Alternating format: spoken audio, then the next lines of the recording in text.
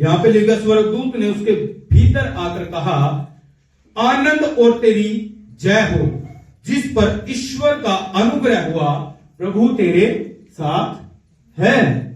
आमीन। परमेश्वर का मरियम के ऊपर अनुग्रह हुआ।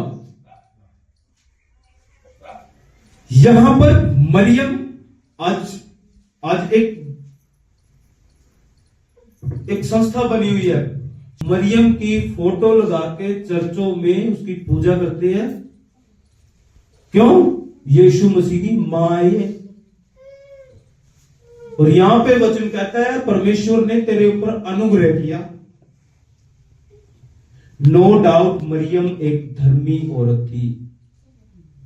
आज बताता हूं मैं आपको, वो धर्मी औरत थी, वो कुंवारी बच्ची थी, और वो पूरा पुराना नियम उसने पूरा खंगाल के रखा हुआ, पूरे सिस्टम को, वो परमेश्वर की व्यवस्था को, भविष्यद्वक्ताओं की सारी बातों को, सारे टाइम पीरियड को वो चेक करती होगी, और उसने देखा होगा कि अब ये जो समय चल रहा है, अब ये जो समय आ गया है, अब सच्चे मसीहा का समय है। मरियम ने प्रार्थनाएं की होगी, जो सच्चा परमेश्वर का पुत्र, परमेश्वर का मेमना इस पृथ्वी पर जगत के उद्धारकर्ता के रूप में देहधारी होने वाला है। हे परमेश्वर, वो मेरी गर्भ में से आए। आमीन।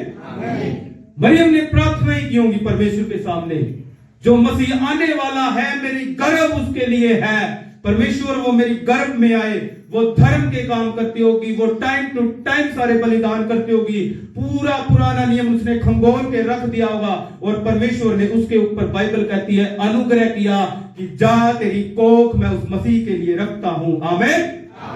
परमेश्वर ने उसकी कोख को सिलेक्ट किया था। क्यों? क्योंकि उसने परमेश्वर के सामने प्रार्थनाएं रखी होगी। ये बहुत ही गहरा रेवलेशन है। आमीन। हालेलुया।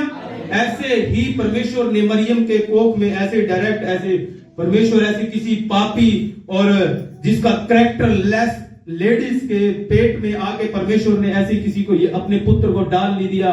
वो बहुत ही धर्मी और बहुत ही विश्वास में चलने वाली लेडीज थी।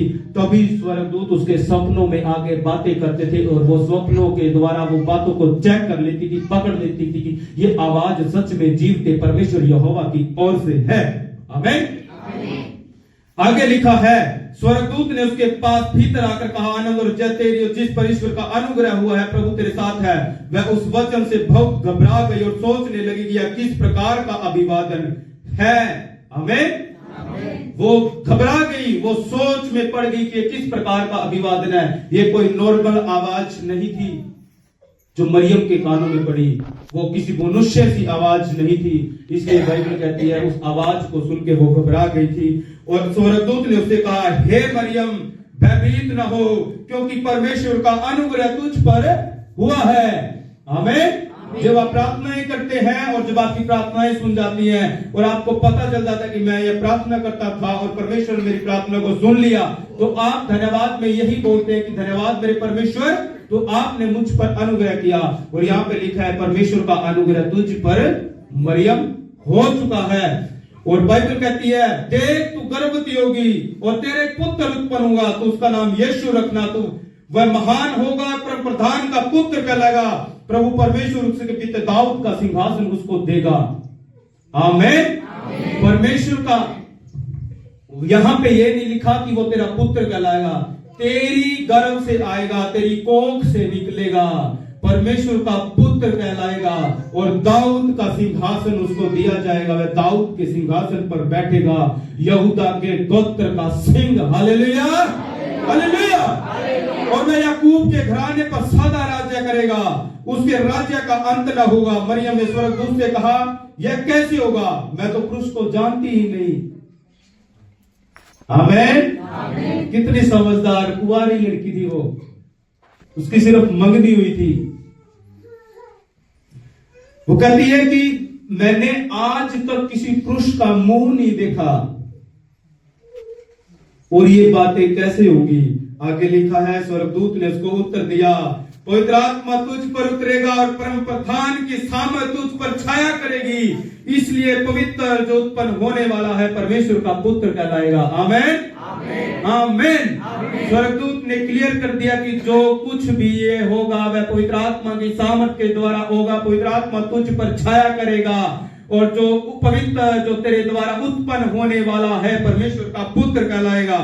और देख, तेरी कुटुंब शिबा के बुढ़ापे में पुत्र होने वाला है, वह बांझ कहलाती 6वां महीना है, क्योंकि जो वचन परमेश्वर की ओर से होता है वह प्रभाव रहित नहीं होता। आमेन, आमेन।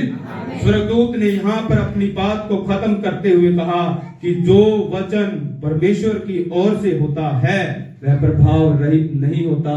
अब मतलब जो परमेश्वर का मैसेज जिब्राइल लेके आया था उसने क्लियर कर दिया, अब ये बातें होकर ही रहेंगी। आमेन, आमेन। और मरियम कहती है, मरियम ने कहा, देख मैं प्रभु की दासी हूँ, मुझे तेरे वचन के अनुसार हो। तो अब स्वर्गदूत उसके पास से चला गया।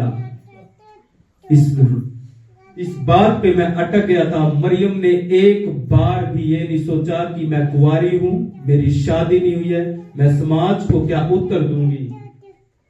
जब उसको पता चला परमेश्वर का परम प्रधान परमेश्वर का आत्मा मुझ पर आएगा और छाया करेगा और उसके सामर्थ के द्वारा मैं गर्भवती हो जाऊंगी, और उसने ये नहीं सोचा कि मैं समाज को क्या उत्तर दूंगी कि जो मेरे साथ होने वाला है मेरे को किस वे में, किस स्टेटमेंट के साथ लोगों को बताना पड़ेगा।